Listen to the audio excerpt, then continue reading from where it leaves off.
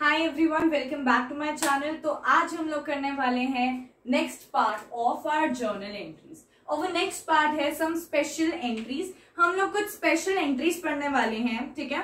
So first entry is bad debts recovered. ठीक है, bad debts recovered क्या होता है? अभी पीछे हमने बैड डेट्स पढ़ा था। बैड डेट्स यानी कि the amount which is not recoverable या from whom we have sold the goods on credit, right. तो उससे हमें पैसा नहीं मिला, उसको क्या कहते हैं? बैड डेट्स कहते हैं, राइट। अब क्या हुआ, हमने उस टाइम जब बैड डेट्स हुए उसकी एंट्री कर दी थी, राइट। Do you remember? हमने बैड डेट्स को डेबिट कर दिया, उसका अकाउंट खत्म कर दिया, हमारा लॉस हो चुका है।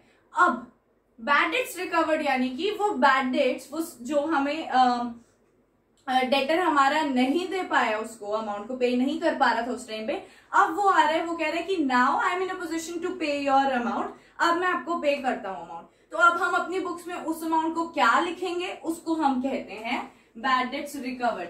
And this bad debts recovered is a kind of lottery की तरह समझ लो। व्हाई? बिकॉज आपने पहले अपनी बैड डेट्स को आपने राइट ऑफ कर दिया था, आपने अपनी बुक्स में शो करके उसका हिसाब कैंसिल कर दिया था कि मेरा लॉस हो चुका है, अब आपको उससे कोई लेना देना नहीं था। लेकिन अब वो उठ के आ रहा है डेटर और वो कह रहा है कि अब मैं आपको पे कर सकता हूं अमाउंट, तो वो तो हमारा बैड डेट्स रिकवर्ड हो गया ना। अब बैड डेट्स रिकवर्ड कौन सा अकाउंट है? It's a nominal account and ये आपकी इनकम हुई है ना। तो इनकम क्या करते हैं? क्रेडिट करते हैं। तो आपने बैड डेट्स रिकवर्ड को क्या करना है? क्रेडिट करना है, ऑलराइट। और कैश अकाउंट को क्यों डेबिट कर रहे हैं? Because cash account is a real account and it debit what comes in, credit what goes out. So यहाँ पे डेबिट क्या हो रहा है? कैश, बिकॉज वो आ रहा है, right. Second we have outstanding expenses. Now outstanding expenses क्या होते हैं? The expense which is due हो चुका है लेकिन अभी आपने उसको पे नहीं किया है। ये मैंने आपको पहले भी समझाया था आउटस्टैंडिंग एक्सपेंसेस का, बट अभी इसकी जर्नल एंट्री कैसे करनी है, I will give an example. Salary का एग्जाम्पल लिए कि लेट अस सपोज आपकी कंपनी में आउटस्टैंडिंग सैलरी हुई है, तो उसका क्या आप जर्नल एंट्री पास करोगे? Salary account debit to outstanding salary. अब salary is a nominal account. Nominal account का रूल होता है debit the expenses and credit the gains. तो आपने सैलरी को क्या किया? डेबिट किया। And outstanding salary is your personal account, और पर्सनल अकाउंट का क्या रूल होता है? Debit the receiver, credit the giver. तो आपको यहाँ पे इसको क्या करना पड़ेगा? क्रेडिट करना पड़ेगा। सो आप एक भी अकाउंट का अगर इफेक्ट देख लेते हो तो दूसरे का ऑटोमेटिकली पता चल जाता है। ओके, अब हम लोग थर्ड देखते हैं स्पेशल एंट्री हमारी, वो है प्रीपेड एक्सपेंसेस। अब प्रीपेड एक्सपेंसेस का पहले मतलब देखते हैं। प्रीपेड एक्सपेंस यानी कि वो एक्सपेंस, वो खर्चा जो हमने पहले ही कर दिया लेकिन अभी नहीं करना था वो खर्चे को, मतलब वो इस साल का खर्चा नहीं है लेकिन हमने उसको इस साल में खर्चा कर दिया, उसको कौन सा एक्सपेंस कहते हैं? प्रीपेड एक्सपेंस कहते हैं। Let's now come to the journal entry of this prepaid expenses. अब मैंने एक एग्जांपल लिया कि insurance premium ₹1200 is paid on July 1, 2016 for 1 year. हम लोग इंश्योरेंस प्रीमियम जो होता है ना, पूरा एक साल का पे करते हैं। अगर मैंने 1 जुलाई 2016 को इंश्योरेंस प्रीमियम पे किया है 1200 का, तो वो 1 जुलाई 2016 से 1 जुलाई 2017 तक एप्लीकेबल है। मैंने पूरे साल का पे किया, लेकिन मेरी बुक्स तो क्लोज हो जाएंगी 31 मार्च 2017 को, राइट। एक साल। अब देखो, ये 2016 का साल कब स्टार्ट हुआ? मार्च 31, 2016 से मार्च 31, 2017 का एक साल होता है। मैंने जुलाई में जाके इंश्योरेंस प्रीमियम पे किया, जुलाई 1, 2016 को। अब वो जुलाई 1, 2017 को जाके एक्सपायर होगा, राइट। तो मैंने 3 महीने का एक्स्ट्रा पे कर दिया है ना, लेकिन 1 जुलाई 2016 को जो मैंने इंश्योरेंस प्रीमियम पे किया उसकी एंट्री क्या होनी चाहिए? सिंपल सी, insurance premium to cash. Insurance premium nominal account है, obviously debit the expense. Insurance premium हमारा एक्सपेंस है, उसको डेबिट किया। Cash is a real account, debit what comes in, credit what goes out. ये तो सिंपल सी entry है, 1200 से पास कर दोगे। लेकिन 31 मार्च 2017 को भी आप लोग एंट्री करोगे। जब आप अपनी बुक्स क्लोज करने लगोगे उस साल का, तब आपको प्रीपेड इंश्योरेंस की एंट्री करनी पड़ेगी। क्यों? क्योंकि आपने 3 महीने का एक्स्ट्रा पे कर दिया अपने उस साल में। इस साल में आपने 3 महीने का एक्स्ट्रा पे कर दिया जो जुलाई 17 में जाके एक्सपायर होना चाहिए था। तो अब क्या आप प्रीपेड एक्सपेंस का नहीं रिकॉर्ड करोगे? करंट ईयर वाले में करोगे। तो तो आप लिखोगे prepaid insurance account debit to insurance premium on 31 March 2017। कितने अमाउंट से? 300 से। वाई? बिकॉज आपने 3 महीने का एक्स्ट्रा पे कर दिया। 31 मार्च को खत्म हो जाना था हमारा, है ना, expire.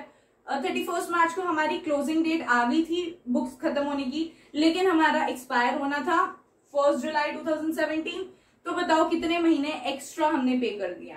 April to May, May to June, June to July, 3 months, right. So 3 months का हमारा क्या हो गया? एक्स्ट्रा पे कर दिया हमने। तो आप लोग क्या लिखोगे? 3/12 ऑफ 1200 यानी कि 300। ऐसे निकालेंगे ना कि 12 तो 3 महीने का कितना बना? 300 रुपए। तो वो 300 रुपए हमने एक्स्ट्रा इस साल में पे कर दिया। अब आते हैं डेप्रिसिएशन। डेप्रिसिएशन का मतलब होता है reduction in the value of the fixed asset. आप कोई भी चीज खरीदने जाओगे, उसके बाद कुछ साल बाद, कुछ महीनों बाद, कुछ दिनों बाद उसकी वैल्यू में कम होती रहती है उसकी वैल्यू, राइट। उसकी रिडक्शन को क्या कहते हैं? डेप्रिसिएशन कहते हैं। आज मैंने अगर 10,000 की गुड्स कोई एसेट परचेज किया है, अगले 2 दिन में उसकी 10,000 में से कुछ अमाउंट कम हो जाएगी बिकॉज ऑफ द डेप्रिसिएशन। अब डेप्रिसिएशन का जर्नल एंट्री क्या होती है? Depreciation is a nominal account and nominal account का होता है debit the expense and credit the gain. तो उसको आपने क्या किया? डेबिट किया। एंड यहाँ पे फिक्स्ड एसेट इसलिए क्रेडिट किया गया है क्योंकि आपने फिक्स्ड एसेट पे डेप्रिसिएशन लगाई है, कैश नहीं होता। Depreciation is a non cash expense. तो क्यों कैश को आप डेबिट क्रेडिट करोगे? नहीं करोगे। डेप्रिसिएशन किस पे लगा? एसेट पे लगा, तो एसेट को क्रेडिट करोगे यहाँ पे। So I hope you understood this one. Okay, अब हमने करना है 5th special entry which is interest on capital. अब इंटरेस्ट ऑन कैपिटल क्या होता है?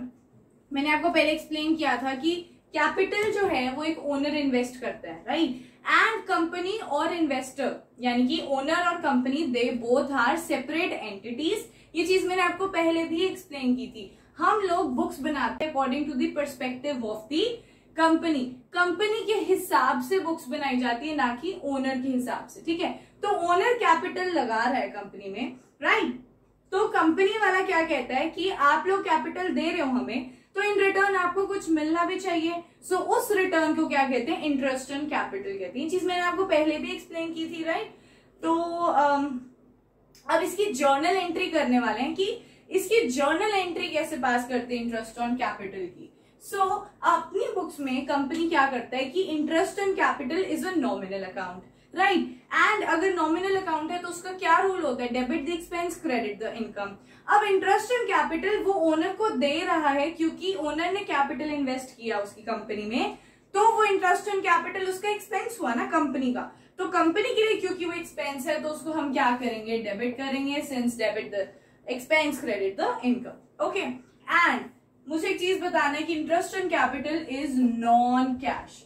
यहाँ पे कोई कैश से रिलेटेड नहीं चीजें होती हैं। इंटरेस्ट ऑन कैपिटल ओनर के अकाउंट में जाता है, उसमें से माइनस करके लिख देते हैं, लेकिन हम कैश नहीं देते हैं इंटरेस्ट ऑन कैपिटल पे, राइट।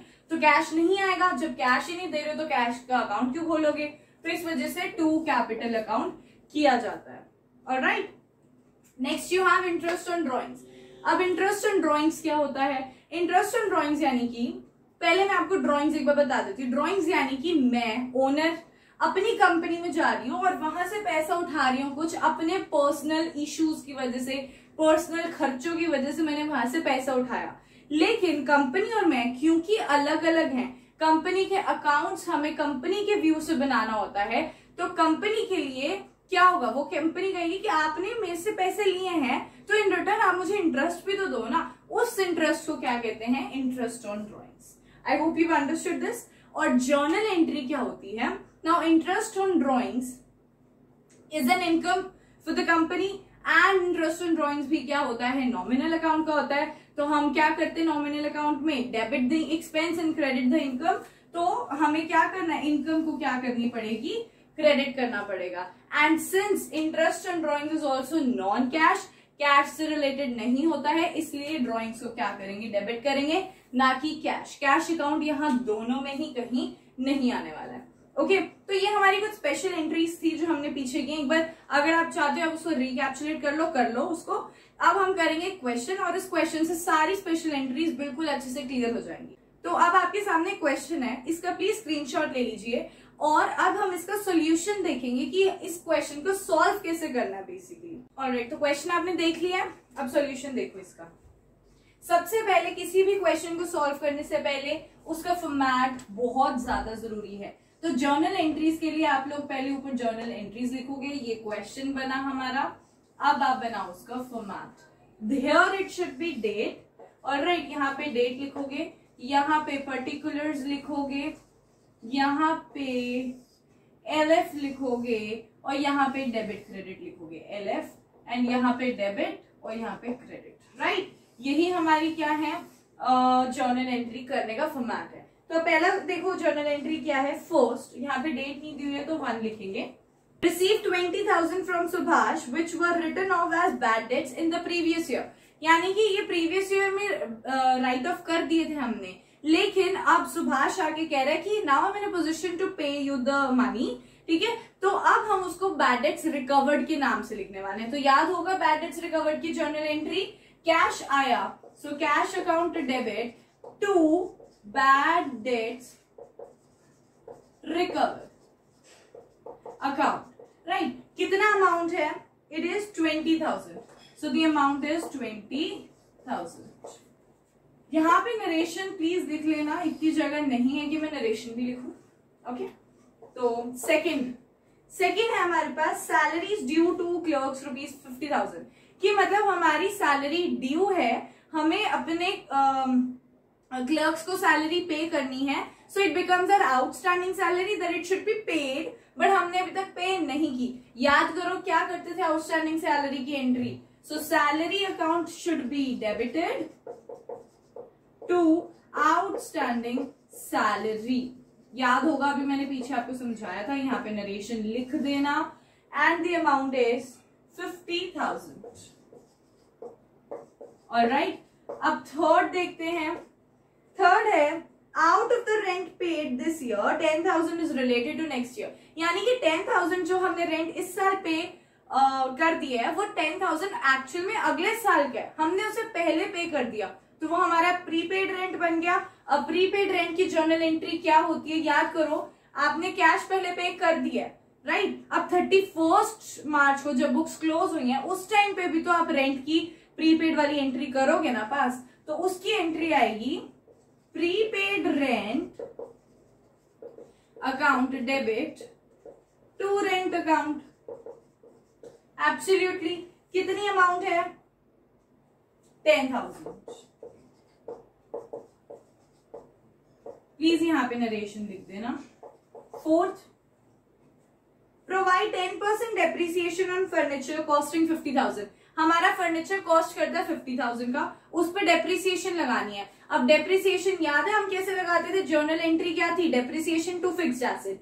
यहाँ पे फिक्स्ड एसेट क्या है, depreciation account debit to fixed asset, यहाँ पे क्या है, टू फर्नीचर, एंड आपको यहाँ पे नरेशन लिखनी है और 10% ऑफ 50,000 करोगे, दैट इज 5,000, सो 5,000 डेप्रिसिएशन लग गई। फिफ्थ देखते हैं, provide 12% interest on capital amounting to 10 lakh, यानी कि कैपिटल 10 लाख ही इन्वेस्ट किया उन्होंने और उस पर आपने 12% इंटरेस्ट देना है। तो हमारी जर्नल एंट्री क्या थी इंटरेस्ट ऑन कैपिटल की, interest on capital account debit to capital. I hope मुझे समझाना नहीं पड़ेगा कि किसको डेबिट क्रेडिट करना है, अभी तो समझाया था ना पीछे इसी वीडियो में, राइट। तो अब आपको क्या करना है, 10 लाख का 12%, 1,20,000, alright. Sixth, charge interest on drawings ₹8,000। अब इंटरेस्ट ऑन ड्रॉइंग्स 8,000 लगानी है, तो क्या जर्नल एंट्री करते थे हम लोग, drawings account debit to interest on drawings, right. कितनी अमाउंट आनी चाहिए, 8,000। यहाँ पे आपने क्या करना है, नरेशन लिखना है। सो आई होप ये क्वेश्चन आपको समझ में आ गया। There wasn't any difficulty in this question, but हाँ जर्नल एंट्रीज में आती हैं सारी चीजें, सारे कॉन्सेप्ट्स आपको पता होने चाहिए। जब तक कॉन्सेप्ट्स क्लियर नहीं होंगे जर्नल एंट्रीज में डिफिकल्टी होगी। तो आपको कहीं भी अगर डाउट होता है तो आप प्लीज मुझसे पूछ सकते हैं. I will be always there to help you out. And अगर आपको समझ में आता है तो प्लीज उसे लाइक कर दीजिए वीडियो को, एंड शेयर कर दीजिए, एंड सब्सक्राइब कर दीजिए. And I will B meeting you in the next lecture, जहां पे मैं आपको जर्नल एंट्रीज का अगले 2 पार्ट्स कराने वाली हूँ. ठीक है, सो तब तक के लिए take care and bye bye.